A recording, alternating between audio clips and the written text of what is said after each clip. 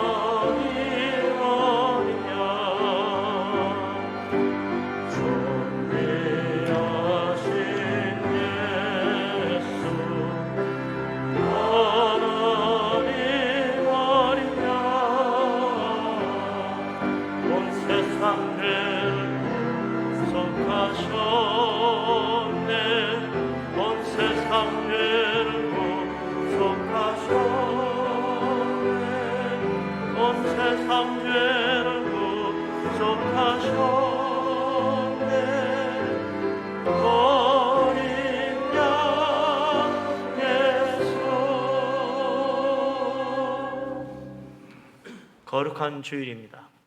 우리 하나님께서 복 주신 날입니다. 마음을 하나님께로 향하며 믿음으로 예배합니다.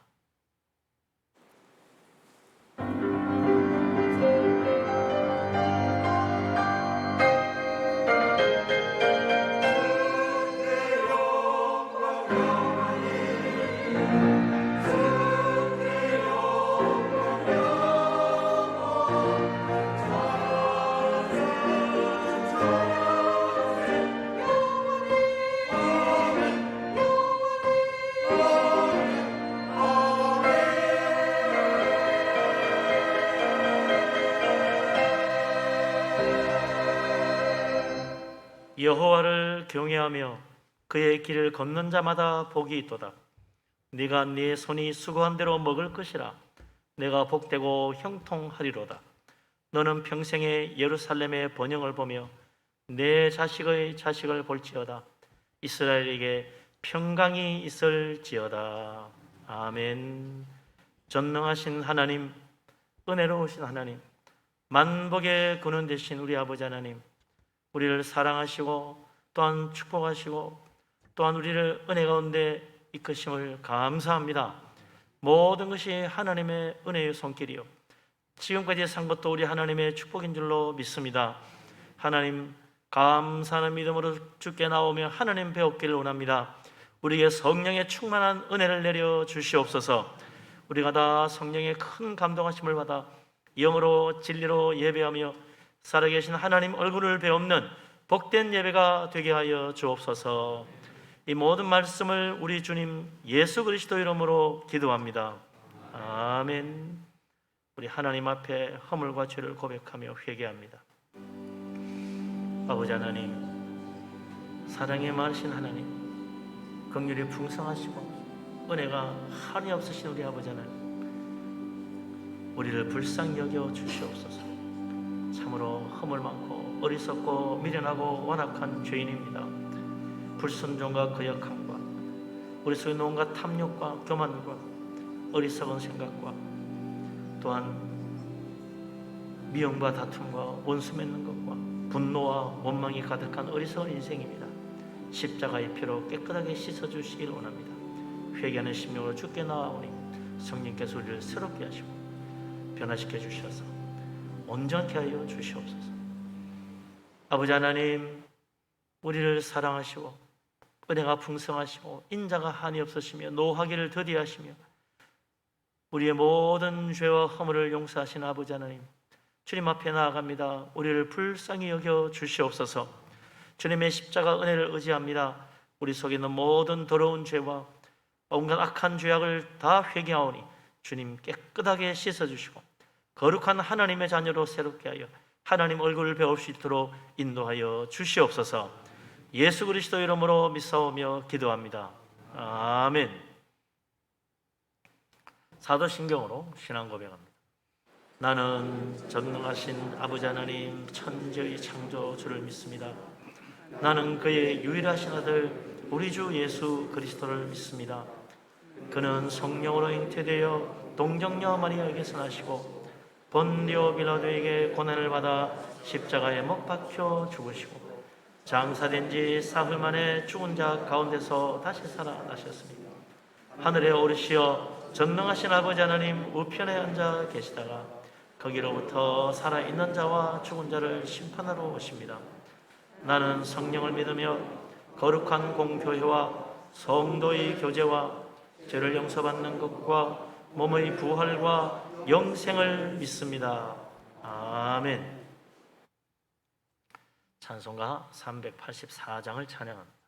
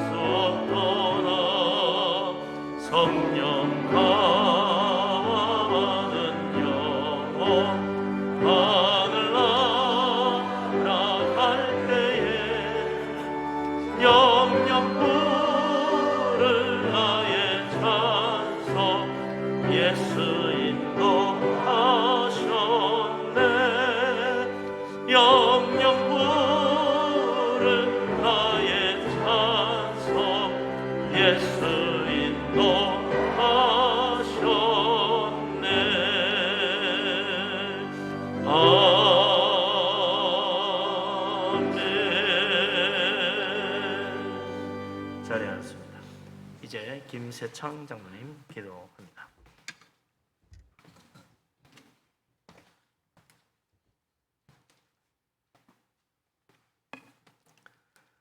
사랑과 은혜의 하나님 아버지, 우리를 먼저 사랑해 주셔서 거룩한 주일 예배 이 복된 시간을 사모하는 마음으로 예배드릴 때 저희들 심령 속에 내주하시는 주님의 사랑과 은혜가 넘치도록 부어주시는 축복의 시간이 되기를 간절히 소망합니다. 자비로우신 하나님, 우리가 주님을 사랑한다고 또 믿는다고 고백하며 이 자리에 앉아 있지만 아직도 내 마음의 주인은 내 자신인 경우가 많습니다. 내 생각과 내 판단과 내 입술과 내 행동으로 주님 앞에 죄를 지은 것 용서하여 주시옵소서. 이 시간 두렵고 떨리는 마음으로 나의 죄를 회개하게 하시고 나의 의로움과 행위가 아닌 오직 예수 그리스도의 보혈로 무거운 죄에서 깨끗하게 용서받는 은혜를 허락하여 주시옵소서.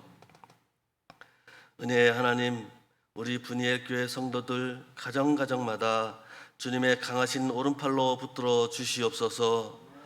세상살이에 힘들고 어려운 연단이 있을지라도 아버지 하나님 불쌍히 여겨주셔서 저희들이 넘어질 때 힘들 때 말씀으로 붙잡아 주시옵고 하늘의 소망 붙잡고 승리하여 마음의 소망, 기도의 제목이 다 이루어지며 정금같이 나오는 역사가 있게 하여 주시옵소서. 이 제단에 우리를 불러 형제 자매된 우리의 성도들이 서로를 위로하고 권면하고 힘을 주도록 기도하며 믿음으로 격려하고 칭찬하며 하나님께서 각자에게 베푸신 은혜를 나누며 서로 사랑하는 성도들 되게 하여 주시옵소서. 아버지, 이 제단에서 드려지는 예배마다 성령 하나님 충만하게 임재하시고 드려지는 찬양마다 하나님의 영광이 나타나게 하시고 예배드리는 심령마다 주님을 만나는 역사가 있게 하여 주시옵소서. 교회 학교 여름 행사를 은혜 가운데 마치게 하심을 감사드립니다. 우리 어린 학생들이 어디를 가든지 강하고 담대한 믿음으로 승리하게 하시고 다윗과 같은 믿음의 아이들, 다니엘 같은 뜻을 정한 아이들, 또 말씀하시는 주님의 음성에 귀 기울여 듣는 사무엘 같은 아이들이 우리 분이엘 교회에서 많이 나오게 하여 주시옵소서. 전능하신 하나님, 이 나라의 민족을 붙들어 주시옵소서. 나라 안팎으로 어렵고 힘들 때이지만 공의로우신 하나님께서 친히 다스려 주셔서 새롭게 거듭나는 대한민국이 되게 하여 주시옵소서. 말씀을 전하시는 구영철 담임 목사님, 성령께서 붙드시고 전하는 말씀과 기도가 능력의 말씀, 능력의 기도가 되게 하여 주시옵소서. 휴가철입니다.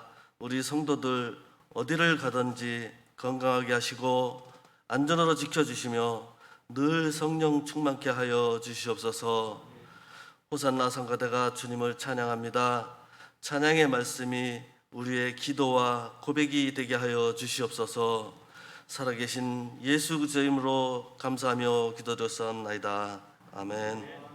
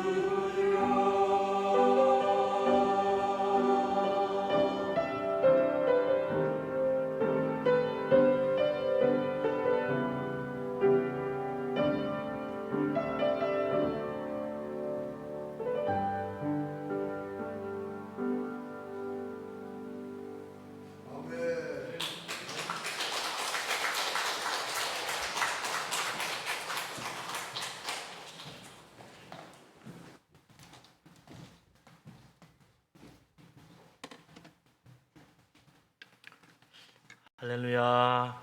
네, 하나님께서 영광 가운데 찬양을 받으신 줄로 믿습니다. 위대하신 하나님 앞에 우리도 힘찬 박수로 영광 돌리겠습니다. 할렐루야.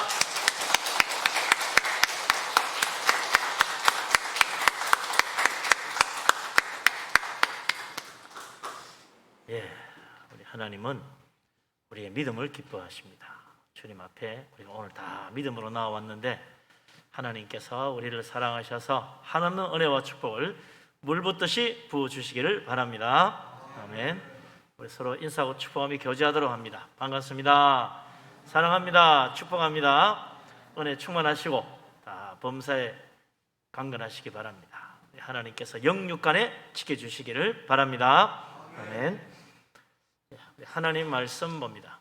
창세기 26장 1절에서 5절까지 말씀을 봅니다.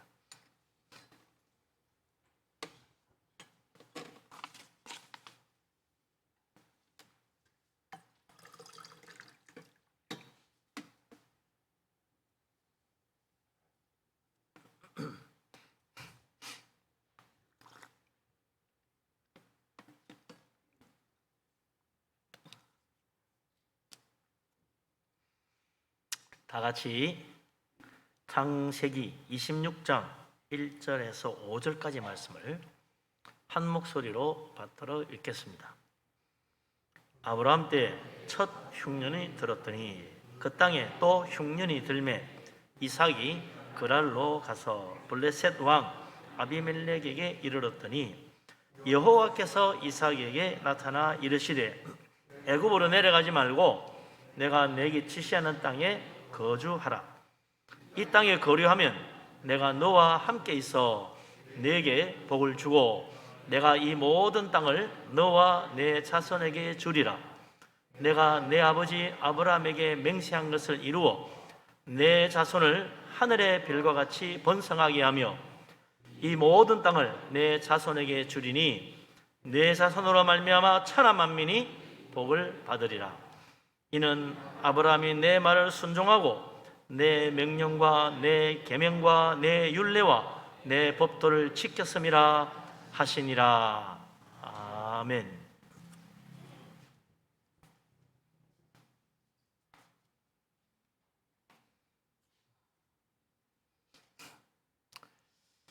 참 무더운 날씨죠.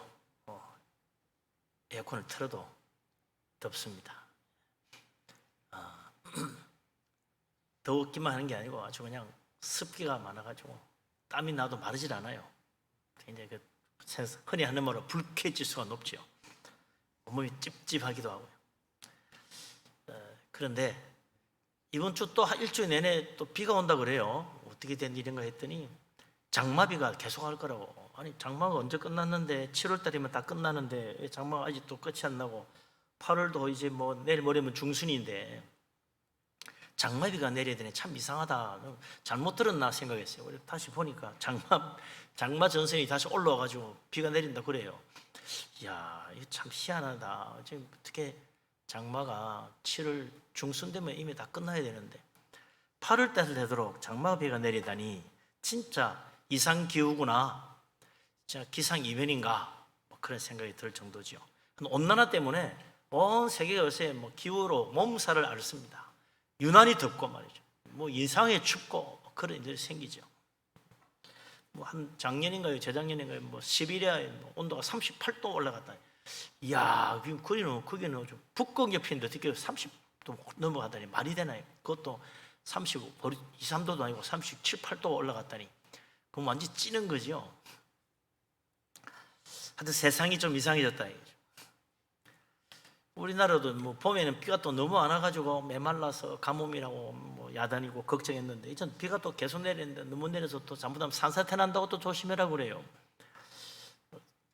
어디는 또 비가 너무 와서 그런지 어찌 됐는지 뭐 땅이 또 꺼졌다고 그러고 말이죠.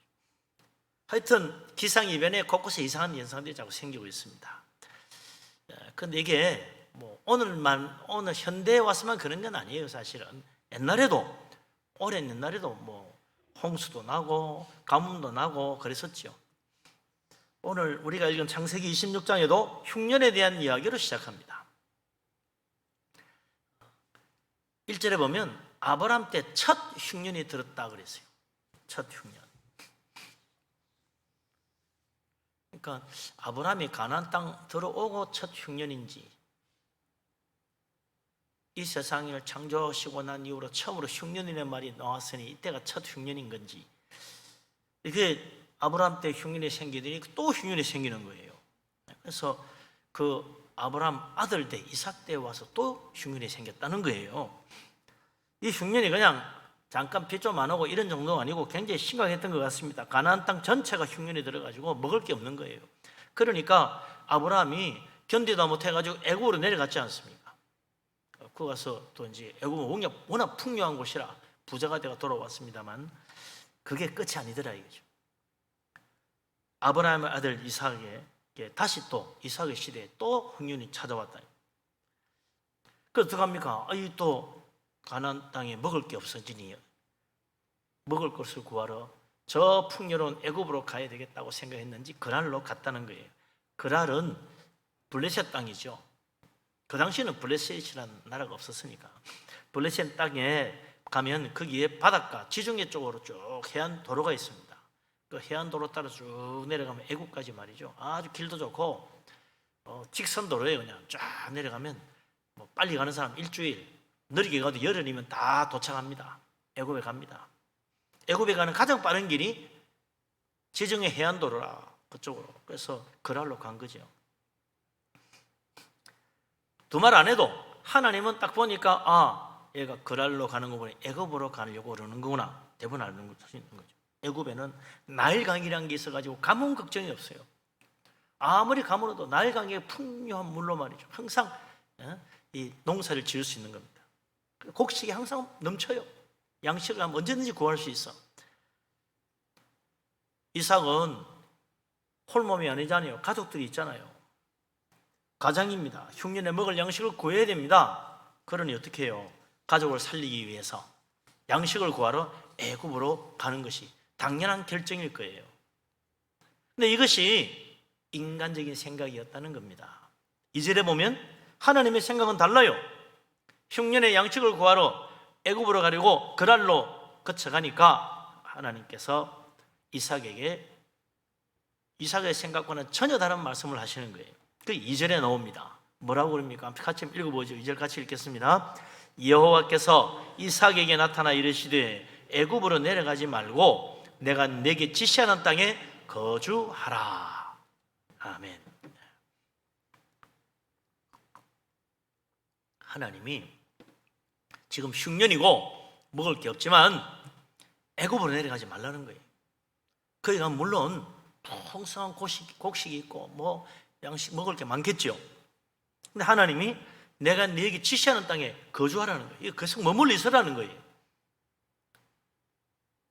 아니 여기서 어떻게 살라고 여기 계속 있으라 그러나 근데 이삭은 하나님의 말씀도 어떻게 합니까? 안 내려가요.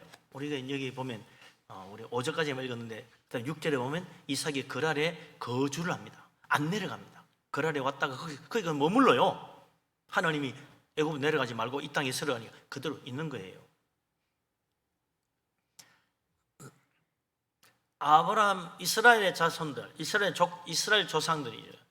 아브라함, 이삭, 야곱 세 사람을 이스라엘의 믿음의 조상 세 사람이라 그러는데 그 세 사람 가운데 평생 애굽에 내려가지 않은 사람은 이삭밖에 없습니다. 아브라함이 첫 흉년 들었을 때 애굽에 내려갔죠. 그때 애굽에 내려갈 때 아브라함이 하나님께 물어보지도 않았어요. 하나님이 지시한 땅이 이 가나안 땅이고 동서남북 돌아보면서 이거 내가 나에게 주신다 그랬는데 이거 내가 애굽으로 내려가도 되겠습니까? 물어보지도 않았어요. 이거 당연히 뭐 곡식이 없으니까 먹을 게 없으니 애굽 가는 게 당연한 거지. 그냥 쉽게 생각하고 갔어요. 갔다가 낭패당하지요. 하마터면 아내를 빼앗길 뻔해서 하나님이 특별히 보호하시고 은혜를 베풀어 주셔가지고 아내를 다시 찾았지. 안 그래서 뺏길 뻔했다고.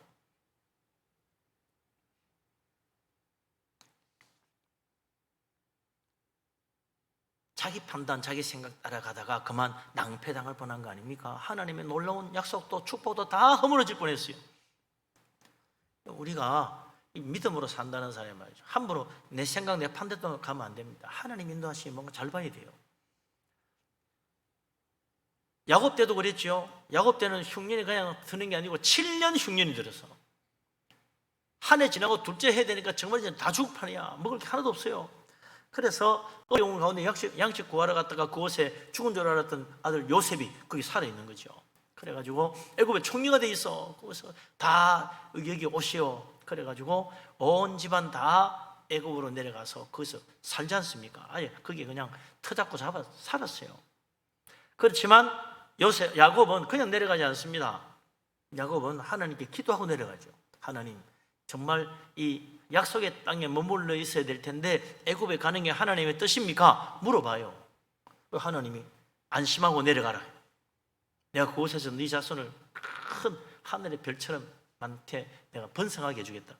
그래서 그곳에 가서 야곱의 12아들 아직 그냥 터잡고 앉아서 자자손손 거기에 머물렀어요. 몇백 년 동안. 나중에 큰 민족이 되어서 나왔죠. 그런데 이 이삭만은 한 번도 애굽에 내려가지 않았다. 더구나 하나님이 내려가지 말라고 그래. 야곱 보고는 내려가라 그러더니 이삭 보고 내려가지 말라고 그래. 아브라함 내려갈 때는 아무 소리 안 하고 그냥 내버려 두시더니 이삭은 가려고 하니까 아예 처음부터 말려. 흉년이 들어서 잘못하면 가족들 굶어 죽을지도 모르는데 어떡하라는 거예요. 이삭이 그대로 그 땅에 머물러 있으니 어떻게 됩니까? 하나님이 해결해 주시는 거예요. 어떻게 해결해 주십니까? 하나님께서 그의 그 흉년에 다른 사람 100배의 수확을 거두도록 만들어 주었어요. 하나님 약속 믿고 가니까 하나님이 축복하셔가지고 100배나 수확을 얻어서 그러니 걱정할 거 없지. 오히려 비싼 값으로 팔면서 돈도 더 많이 벌어. 더 잘 되는 거예요. 참 하나님의 섭리가 오묘하다. 더구나 그래서 그 그랄 땅 블레셋 땅에 사는 사람들이 미워가지고 막 이삭을 못 살게 오니까 이리 쫓겨고 저리 쫓겨가면서 마침내 우물 파고 그래가지고 마침내 안전하게 살 수 있는 곳까지 왔잖아요.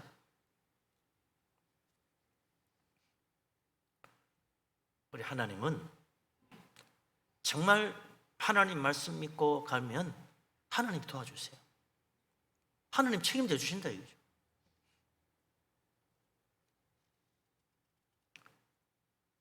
그래서 우리가 하나님께 항상 묻고 인도함 받는 게 중요합니다. 근데 대개는요, 하나님께 어떻게 물어? 하나님 어떻게 답을 하지? 뭐 음성으로 들려주나? 나는 그런 소리 못 들었는데 뭐 꿈으로 알려주나? 나는 그런 꿈도 못 꿨는데 뭐 이렇게 생각합니다. 하나님께서 여러 가지 방법으로 인도하시죠. 때로 우리가 하나님 뜻을 잘 알고 순종하게 가기도 하지만 때로는 하나님 뜻을 잘 모르기도 해요. 그래서 하나님이 잘 몰라도 은혜 가운데 인도하십니다. 하나님의 손길에 나를 붙들고 되게 참 중요한 믿음이에요. 하나님 손이 보여서 믿는 게 아니고 우리 하나님 손이 믿는 자들을 붙들어 주시고 있다는 그 하나님 약속의 말씀을 믿고 하나님께 의지하고 믿음으로 가는 거예요. 우리 인생, 내 인생 살아가는 길 모든 것 하나님이 이끌고 계신다, 인도하고 계신다. 이거 믿는 게 참 중요한 거죠. 야곱과 12 아들 7년 6년 동안에 애굽에 가가지고 그곳에서 크게 번성합니다. 그런 거 보면 야, 하나님이 그 온 땅에 큰 흉년이 들게 했는데 그것이 하나님께서 야곱의 자손들을 저 애굽에 가서 크게 번성케 하는 하나님의 특별한 섭리구나. 고난이 축복이네. 그런 이야기 그래서 나오는 거예요. 이 흉년이라는 큰 어려움이 사실은 이스라엘을 번성케 하시는 하나님의 약속을 이루어주는 놀라운 섭리더라. 그런데 같은 흉년이 이번엔 또 이삭에게 어떻게 됩니까? 이삭에게는 흉년이 들었는데 하나님 내려가지 말라고 그래. 근데 이삭이 순종을 하니까 복을 받아요. 야, 이게 바로 하나님이 이런 환난과 고난 속에도 하나님 말씀에 순종하는가, 하나님 약속의 말씀대로 사는가, 그걸 하나님이 시험하시는구나. 순종에 대한 시험이더라 이거죠. 한 가지 똑같은 사건이, 똑같은 흉년이라는 것이 야곱에게는 하나님이 축복하시는 섭리의 손길이고 이삭에게는 그 흉년이라는 고난이 하나님께 순종하는지 하나님의 시험이라. 똑같은 일이 일어났다고 다 똑같은 답이 나오는 게 아닌 거예요. 그래서 우리는 뭐라 그럽니까? 하나님의 섭리가 오묘하다고 말하는 거죠.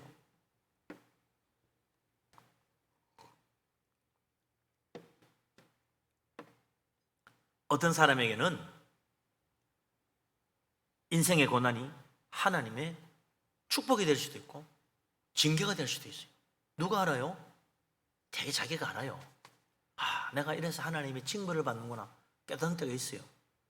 또 하나님이 내가 이 어려움을 잘 이겨나가라고 시련을 주시는구나. 그리고 열심히 해서 또 이겨나가기도 해요. 누가 알아요? 되게 자기가 잘 알아요. 어떤 사람에게는 인생의 고난이 허물에 대한 하나님의 채찍이 되기도 하지만 어떤 사람에게는 인생의 고난이 새로운 일로 시작하게 하시는 하나님의 섭리의 손길이 되기도 한다 이거죠. 우리가 믿음으로 하나님의 인도하심을 의지하면 고난이 축복으로 바뀌는 거예요. 하나님께서 더 크게 쓰시는 축복의 도구가 될 수도 있다 이거죠.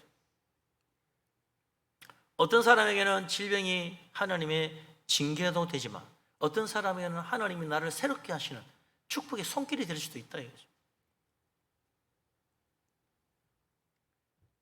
우리가 이걸 다 헤아리지 못합니다. 다니엘이 바벨론에 포로로 잡혀갔어요. 그곳에서 어떻게 됩니까? 그곳에서 아주 그냥 바벨론 제국의 느부갓네살 왕이 인정을 받아가지고 그 나라 최고의 지혜자로 최고의 권세 자리에 앉아요. 모든 문제는 다니엘에게 물어봐요. 최고의 모사가 된 거야. 그러더니 그가 나중에 그 바벨론이 멸망하고 페르시아 제국이 들었을 때도 다니엘을 채용해가지고 나라를 다스리게 하잖아요. 그 다리오 왕이 다니엘을 통해서 온 나라 다 다스리려고 했대요. 만약에 다니엘이 그냥 이스라엘 땅에 살았으면 한갓 그냥 평범한 사람으로 살았을지도 몰라. 근데 하나님이 그 나라가 멸망하고 포로로 잡혀가는 인생의 큰 고난 속에서 그를 놀랍게 쓰시고 세상의 모든 나라 위에 높여주시는 섭리의 손길이 거기 있더라 이거죠. 하나님의 인도하심 믿고 가면요 아무리 환난과 고난도 축복이 되는 거예요. 예수님께서 길을 가시는데 한 번은 날 때부터 소경된 사람이 길거리에 앉아서 구걸을 하고 있어요. 제자들이 물었습니다. 이 사람이 이렇게 날 때부터 소경이 된 것은 누구의 죄 때문입니까? 그 부모의 죄 때문입니까? 자기 죄 때문입니까? 예수님 답변이 뭐예요? 부모의 죄도 아니고 자기 죄도 아니고 하나님께서 하시고자 하시는 일을 나타내기 위해서 오늘 이 사람이 날 때부터 소경이 되어가지고 우리 앞에 있는 것이다. 그리고 그 사람 눈을 뜨게 해줘요. 모든 사람들이 정말 예수님은 하나님 보내신 메시아가 맞구나. 날 때부터 소경된 데 눈을 뜨게 하다니 이때까지 들어본 적이 없는 놀라운 일이구나. 하나님 믿게 됐다 이거죠. 예수 그리스도 하나님 보내신 메시아를 믿게 되는 놀라운 일이 일어나는 거예요. 그래서 이 날 때부터 소경된 사람은 그 사람의 고난이 예수 그리스도의 영광을 드러내는 데 쓸 줄로 가르쳤습니까? 예수 그리스도의 영광을 드러내는 그런 인생을 살리면 우리가 다 성공하고 출세하고 누구보다 잘 돼야만 하나님께 영광 돌리는 걸로 생각하지. 그런데 하나님은 정반대로 날 때부터 소경된 지극히 보잘것없는 거지 구걸하는 그 사람 통해서 예수 그리스도의 영광을 드러냈어요. 누가 그럴 줄 알았겠네. 하나님의 섭리는 오묘한 겁니다. 우리 생각하는 것과 다르게 정반대로 돌아간 경우 너무나 많아요. 때로는 우리가 이 고난과 시험이 또 어떻게 오는지 모르는 때도 많죠. 누가 알겠어요? 나도 못 깨닫는 때가 있어. 왜 이런 일이 일어날까? 욥이 말이야 고난을 당했는데 정말 이 세상 그 누구보다도 극악한 고난을 당했습니다. 모든 인생에 겪을 수 있는 모든 고난을 한꺼번에 다 겪었어요. 친구들이 찾아와가지고 병든 욥을 보고는 못 알아볼 정도가 되었습니다. 그래서 어떻게 생각합니까? 욥이 지은 죄가 많구나. 오죽 죄가 많아서 이 꼴이 됐을까? 이게 다 하나님의 징계다. 빨리 회개하라 그랬잖아요. 근데 욥은 아무리 생각해도 글쎄 내가 그렇게 하나님께 이런 큰 징벌을 받을 만한 죄가 없는 것 같아. 이 교만하구나. 죄가 없다니. 죄 없는 인생이 어디 있냐? 아이, 내가 죄가 전혀 없다는 말이 아니고 너희들 생각처럼 큰 고난을 당하면 죄가 크고 조금 어려움 당하면 죄가 적고 전혀 환난을 당하고 잘 되면 죄가 전혀 없는 것처럼 생각하는데 그런 식으로 말하면 나는 죄가 없다. 이런 엄청난 징벌을 받을 만한 죄는 없는 것이다. 정말 나도 이상해. 하나님께 물어보고 싶어. 왜 내가 이런 징벌을 당하는지. 하나님은 아시지요. 사탄이 와가지고 시기를 해서 그럼 하면 욥의 믿음이 진실한지 거짓된지 한번 네가 한번 시험을 해봐라. 그래서 고난이 닥친 거 아니에요. 그런데 욥은 그 고난이 다 끝나고 다시 회복될 때까지 왜 내가 고난 당한지 몰라요. 다른 세 친구도 몰랐어.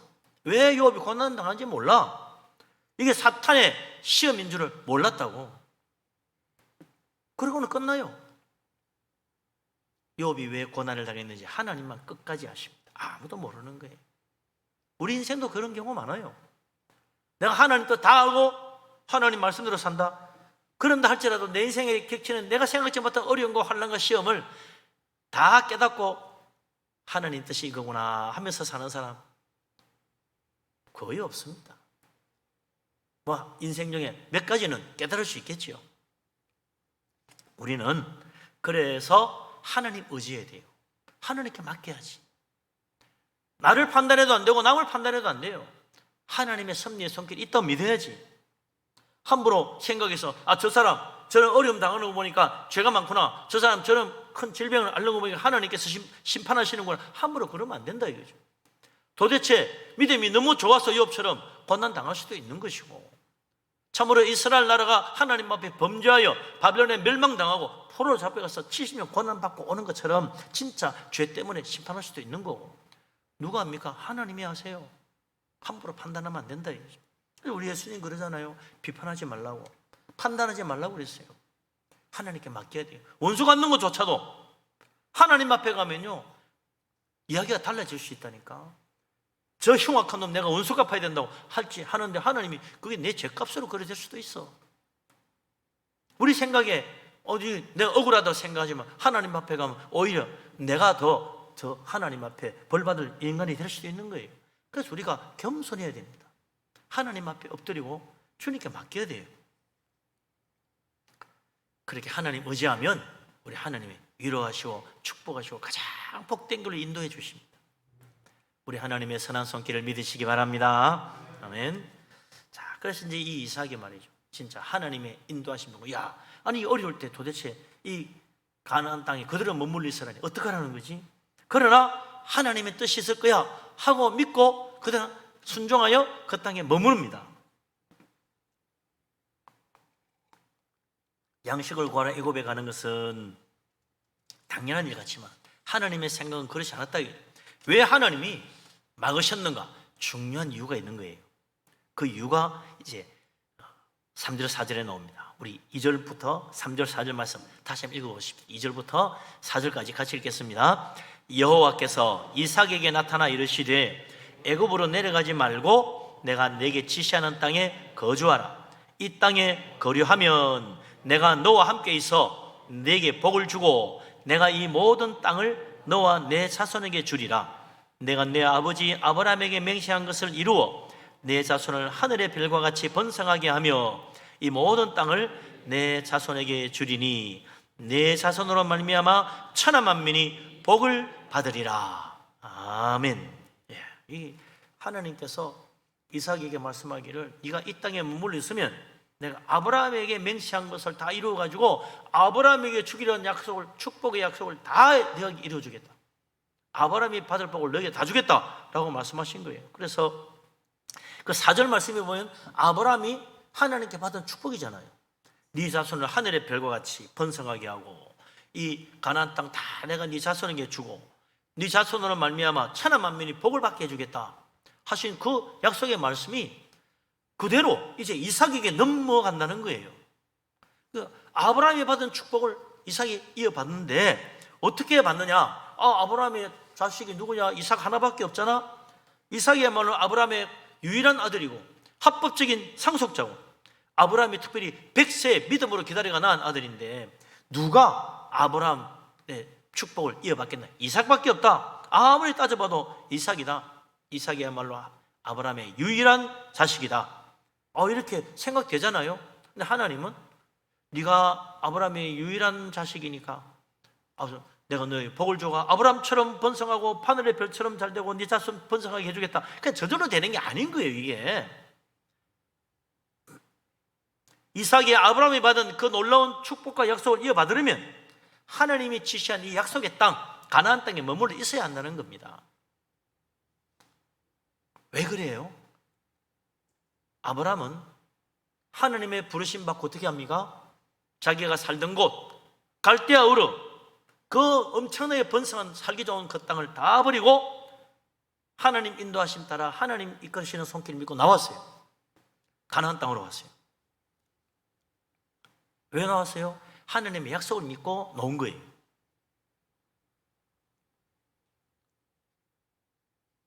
이삭은 어떻습니까? 이삭은 아브라함의 약속을 따라 이 땅에 태어났어요. 아브라함의 자손으로 태어났어요. 그런데 하나님이 말씀하기를 이삭이 이 땅에 거류하면 머물러 있으면 그 약속의 땅에 머물러 있으면 하나님이 이삭과 함께 해가지고 복을 주어서 하나님이 아브라함에게 약속하신 모든 복을 다 너에게 물려주겠다라고 말씀하셨다는 겁니다. 하나님의 약속을 붙들고 하나님의 약속을 믿고 약속 안에 머물러 있어야 하나님의 축복도 받는 거예요. 아브라함이 하나님께서 내가 너에게 복을 주겠다. 근데 네가 그 갈대아 우르를 떠나야 된다라고 말할 때 하나님 그냥 여기서 주세요. 갈대아 우르 여기서 그냥 주세요. 저 하나님 잘 믿고 정말 축복받고 그래 살고 싶어요. 이렇게 말했다면 너는 아니야 그랬을 거예요. 하나님이 나오라. 그러니까 그 약속의 말씀 믿고 그냥 넣은 거예요. 하나님 약속 안에 사는 거예요. 그래서 아브라함에게 하나님 복을 주신 겁니다. 네 자손이 하늘의 별처럼 번성하고 네가 동서남북 모든 땅 내가 너에게 주고 네 자손이 다 그 땅 차지할 것이다. 너는 복의 근원이 된다. 네가 저주하면 저주받고 너가 축복하면 축복을 받을 것이다.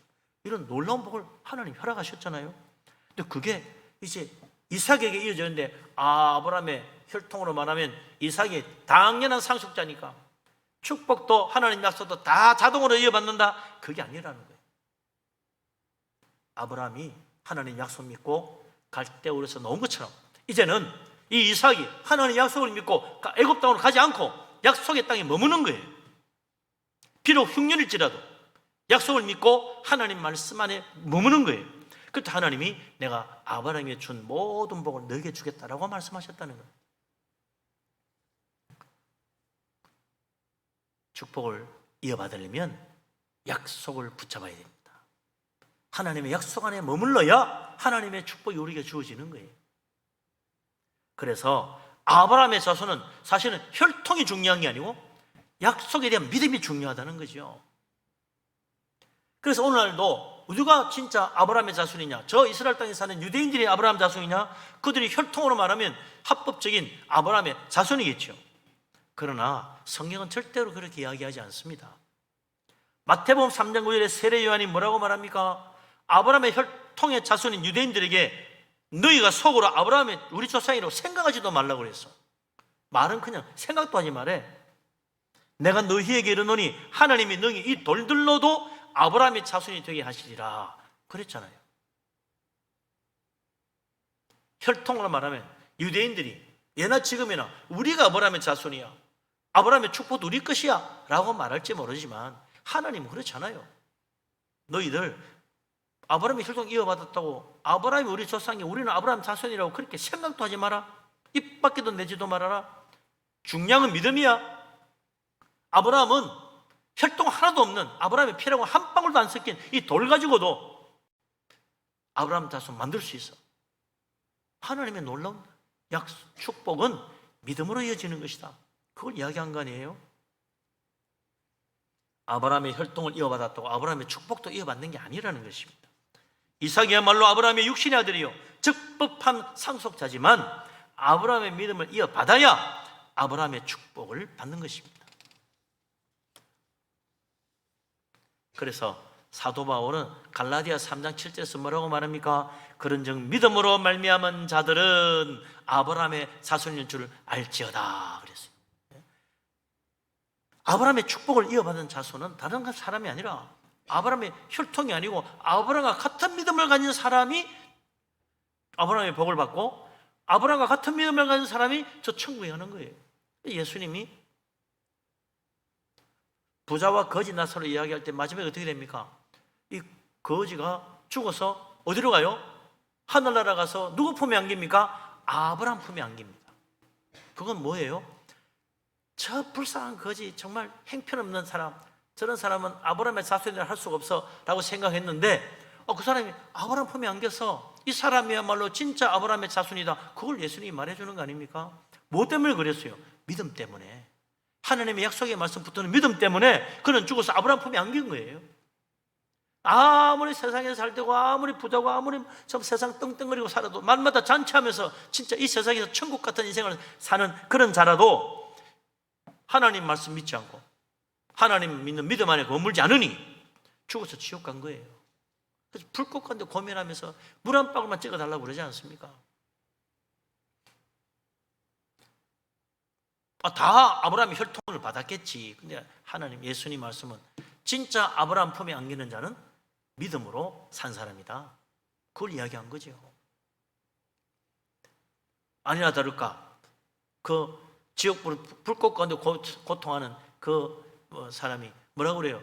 아유, 나사를 좀 보내가지고 내 형제들 이곳에 안 오도록 좀 알려달라고. 그러니까 아브라함 이야기가 뭐예요? 그 성경 믿으면 되잖아요. 성경은 안 믿습니다. 나도 안 믿었는걸요. 성경 보고 안 믿으면 죽은 자가 살아 돌아가도 안 믿어. 그게 예수님의 마지막 결론입니다. 우리는요, 성경, 이게 뭐예요? 하나님의 약속의 말씀이거든. 그러니까 구약 신약이잖아요. 옛 약속, 새 약속, 신약, 구약. 하나님의 약속의 말씀을 붙들고 이 약속의 말씀 안에 사는 자는 아브라함의 축복을 받아서 아브라함과 함께 천국의 영광의 나라에 이르는 거예요. 그러나 이 하나님의 약속의 말씀을 무시하는 자, 하나님의 약속의 말씀 옛날 이야기야 그러고 집어던지는 사람은 아브라함과 함께 복을 받을 수가 없는 것입니다. 우리가 왜 교회에서 예배합니까? 성경 말씀 믿으려고 오는 거예요. 우리가 이 예배 시간에 왜 하나님 찬양하며 기도하며 말씀을 듣고 있습니까? 하나님의 약속의 말씀 붙들고 이 약속의 말씀 안에 머물러 살려고 기도도 하고 찬양도 하고 설교도 듣고 하는 거예요.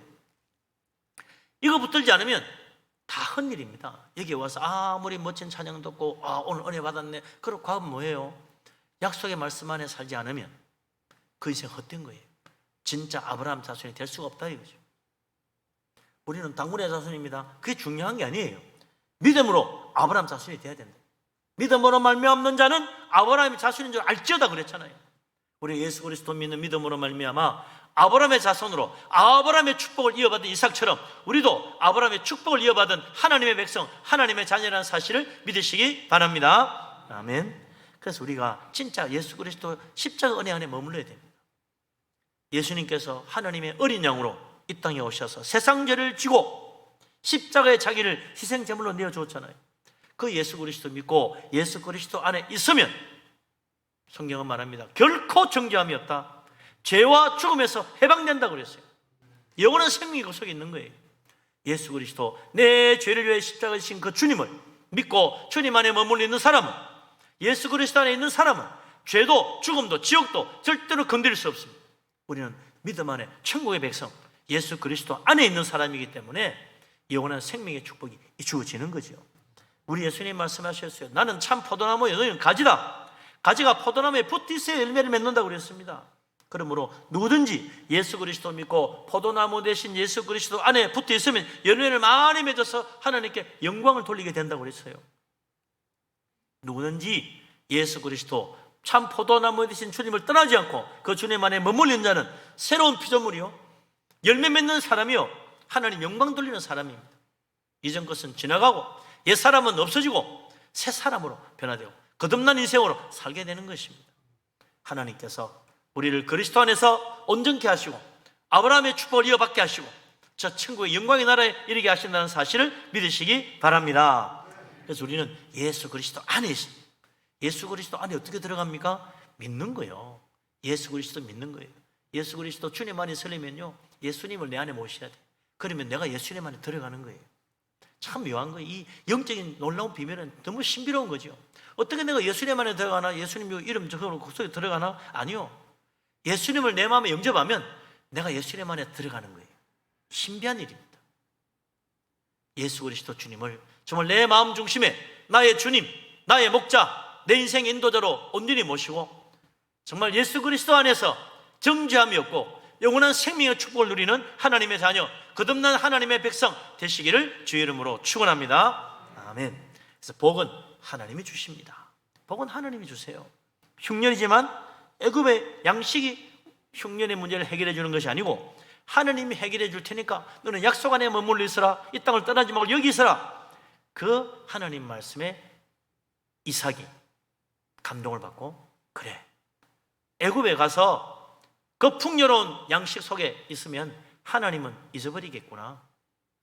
우리 조상 아브라함, 우리 아버지 아브라함과 함께 같이 왔던 롯이 애굽의 그 풍요로움에 그만 유혹이 되어가지고 나중에 애굽 땅 같은 소돔과 고모라 갔다가 쫄딱 망했잖아. 맞아, 하나님의 약속 말씀 따라 살아야지. 자칫 내가 애굽에 갔다가 나도 우리 삼촌 롯처럼 될라. 딱 결정 내린 거죠. 하나님의 약속의 땅에 머무르자. 이것이 이삭의 위대한 믿음입니다. 약속의 땅을 벗어나면 하나님의 약속도 깨어지는 거예요. 하나님의 축복 없어지는 거예요. 하나님의 약속 안에서 하나님이 주시는 복을 받으려는 사람은 하나님이 주시는 그 약속의 땅에 머물러 있어야 하나님이 그를 아브라함의 자손으로 복을 받게 만들어 주시는 거죠. 이삭이 아브라함의 약속을 성공적으로 물려왔습니다. 근데 그것도 자손들 어떻게 돼요? 이삭의 또 두 아들 에서와 야곱 쌍둥이입니다. 한날 한 배에서 태어나서. 그런데 어떻게 돼요? 이삭의 믿음을 이어받은 사람은 야곱입니다. 에서는 아버지 할아버지 하나님 다 필요 없어. 요 가나안 땅에 누가 하나님 믿어? 다 무상 숭배하고 하고만. 꼭 하나님만 믿어야 돼. 우리 아버지도 답답하고 우리 할아버지도 답답해. 그러니까 이 가나안 땅 사람들하고 제대로 못 어울리고 살지. 에서는 답답한 거야.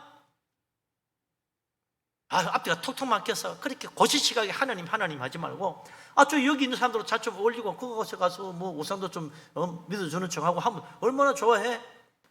같이 돈도 많이 벌고 좋은데. 에서는 그래서 하나님 버리고 세상으로 들어간 거예요. 아브라함과 이삭의 그 하나님 안에 머물러 있지 않았습니다. 아브라함과 이삭이 붙잡았던 하나님의 약속도 붙들지 않았어요.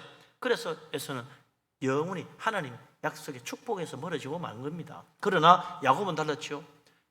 야곱은 하나님의 축복을 사모해서 아버지의 하나님 이삭의 그 하나님을 사모하고 하나님 축복받기를 간절히 원했어요. 아브라함의 축복을 자기 아버지 이삭이 물려받은 것처럼 나도 그 아버지가 받은 축복을 내가 물려받아야지. 그래가지고 변장까지 해가지고 아버지 수익으로 축복받았잖아요.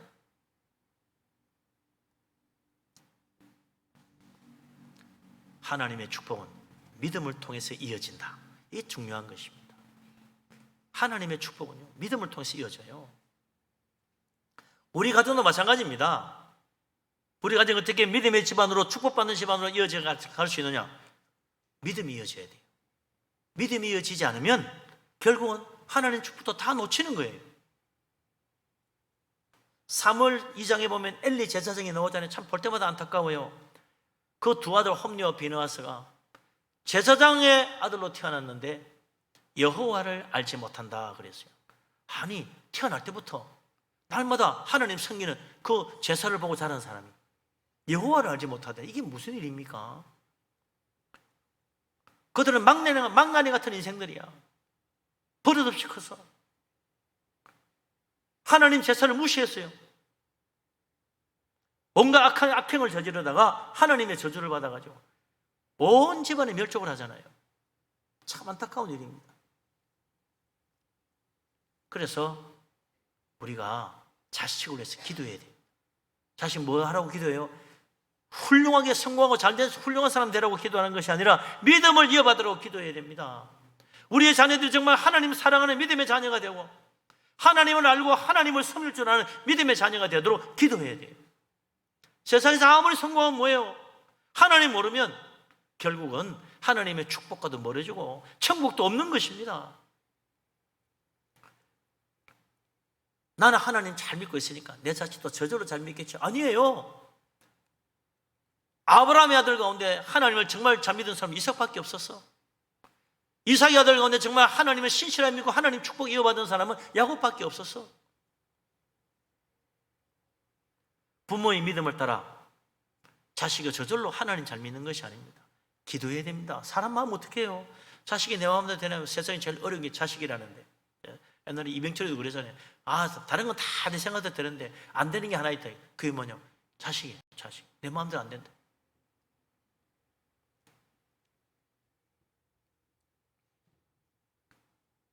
내 마음대로 안 되기 때문에 어떻게 돼요? 어쩔 수 없어가 아니에요. 하나님이 하십니다. 하나님께 맡기고 하나님께 기도하고 하나님께 매달려야 돼요.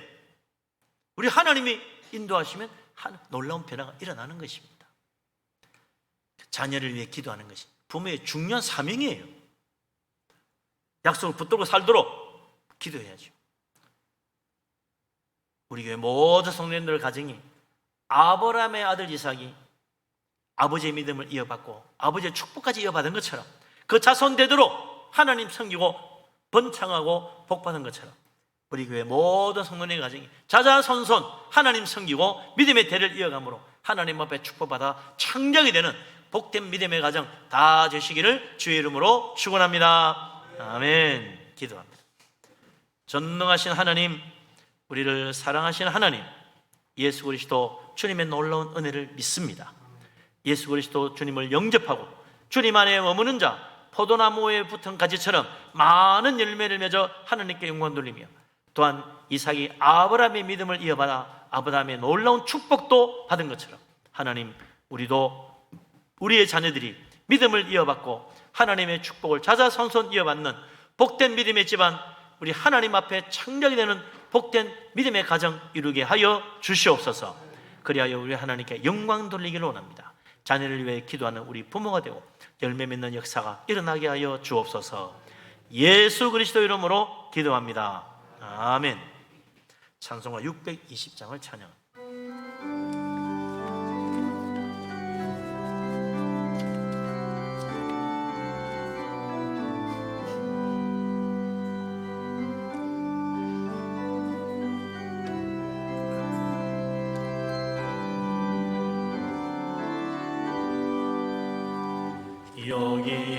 여기에 모인 우리 주의 은총 받은 자여라. 주께서 이 자리에 함께 계심을 아노라. 언제나 주님만을 찬양하라.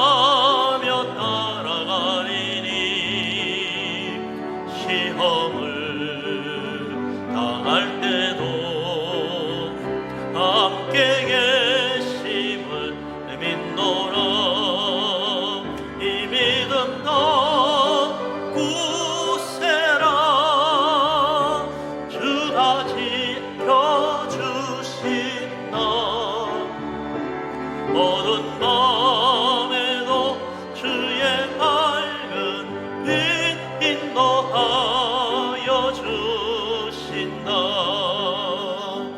주님이 뜻하시니 헤아리기 어렵더라도 언제나 주 뜻 안에 내가 있음을 아노라. 언제나 말씀들이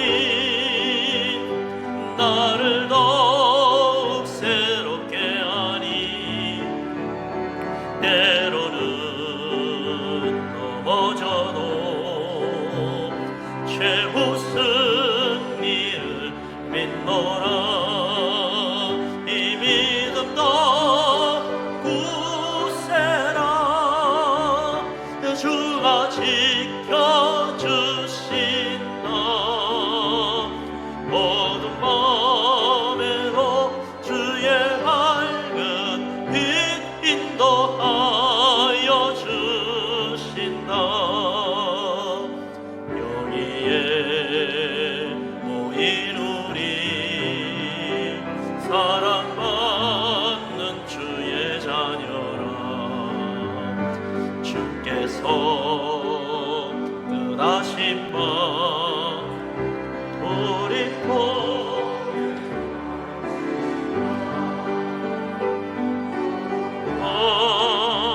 슬픔 중에 꼭 주님 의지하오니 어려움 이겨내고 주님 더욱 찬양하라. 이 믿음 더욱 굳세라. 주가 지켜주신다. 어두운 밤에도 주의 밝은 빛 인도하여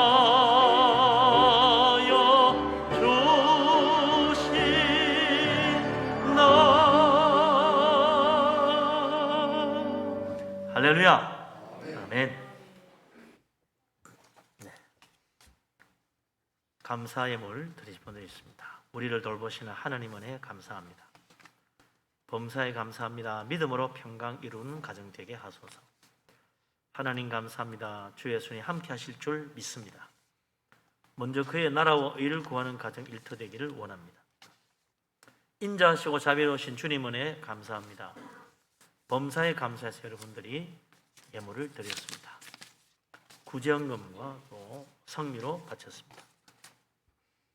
전능하신 하나님, 만복의 근원 되신 하나님, 우리를 사랑하시는 우리 아버지 하나님, 우리의 기도에 응답하시고 온갖 축복으로 이끌어 주시고 또한 하나님의 섭리의 손길 가운데 모든 일을 합하여 선이 되게 하시는 하나님, 주님 앞에 감사를 드립니다. 아버지 하나님, 오늘도 믿음으로 예물을 드립니다. 기쁘게 받아 주시옵소서. 감사의 제목마다 응답하시고 그 기도가 다 이루어지며 범사가 복되게 하여 주옵소서. 11절을 바칩니다. 약속하신 대로 하늘 문을 여시고 물 붓듯이 복을 부어 그 창고에 쌀 것이 없도록 가득히 채워 주시옵소서. 선교 헌금으로 드립니다. 건축 헌금을 바칩니다. 주님 나라 위하여 힘써 드립니다. 하나님 기억하시고 복을 주시사 그 집에 터가 넓어지며 아름다운 곳으로 채우시며 자녀들도 잘 되게 하여 주옵소서. 주님 앞에 빈손으로 오지 아니하고 주일 헌금을 드립니다. 성미로 바칩니다. 1천 번째로 드립니다. 구정금을 드립니다. 여러 가지 제목으로 드린 예물들이 있습니다. 하나님 기억하시고 복을 주시사 들어와도 복 받고 나가도 복을 받게 하여 주옵소서. 하나님, 이 예물을 드리면서 우리 자신도 정말 하나님을 사랑하며 주님의 말씀을 굳게 붙들고 주님 안에서 많은 열매를 맺어 하나님께 영광 돌리는 우리들 되게 하여 주옵소서. 예수 그리스도 이름으로 감사하며 기도합니다. 아멘. 자리에 앉으십니다.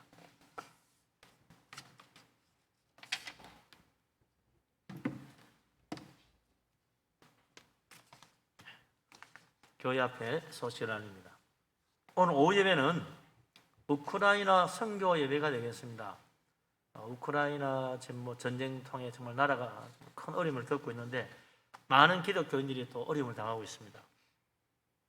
그곳에서 일하시던 선교사님이 우크라이나는 전부 다 놓으라 그래가지고 지금 나와 있는 가운데 또 많은 선교사님들 또 그 이웃 나라에 피난 온 우크라이나 난민들을 또 돌보고 있고 그렇습니다. 근데 우리 홍윤주 선교사님 마침 계셔서 좀 초청을 했습니다.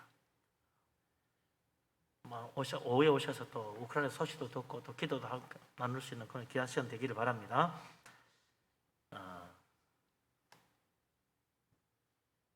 이번 주에는 김수길 목사님이 한 주간 휴가가 되겠습니다. 그리고 혹시 1부 예배 때는 예배전 찬양을 하는데 2부 예배 때는 반주자가 반주해 줄 분이 없어서 제가 2부 예배 때는 못하고 있는데 혹시 피아노 반주 봉사하실 분 계시면 2부 예배에 봉사하실 분 계시면 사무실에 연락 주시면 감사하겠습니다. 나머지 주보를 보시고 참고하시면 되겠습니다. 헵시바 주니어 중창단 단원 모집이 있습니다. 모두 많이 협조 부탁합니다. 예, 일어나시겠습니다. 모든 영광 하나님께 찬양드립니다.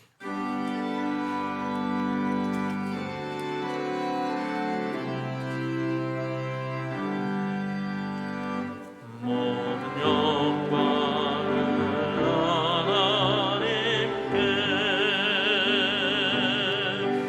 모든 영광을 하나님께 온 마음과 뜻 다해 주사모합니다. 모든 영광을 하나님께.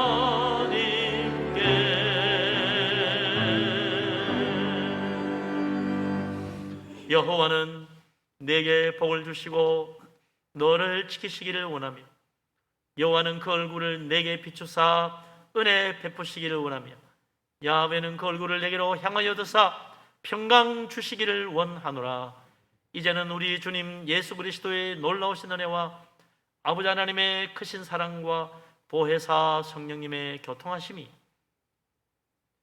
아브라함의 믿음을 이어받아 아브라함의 자손으로 아브라함의 축복으로 아브라함의 나라 품에 안겨 영생복락 하나님의 귀한 은혜 받기를 원하는 이 자리에 모인 주의 사랑하는 모든 사람들 위해 항상 함께하기를 간절히 축원합니다. 아멘.